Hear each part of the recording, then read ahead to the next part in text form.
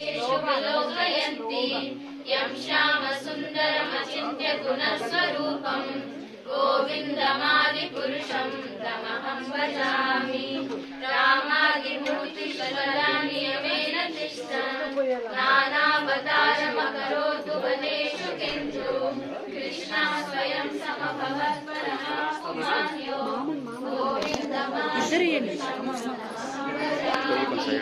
यस्य प्रभाप्रभवतो जगदन्तकोटिकोटिनवशेषु वसुधादिविभूतिबिन्दुं ब्रह्मनिष्कलमनन्तमशेषपूर्णं गोविन्दमादिपुरुषं तमहं भजामि।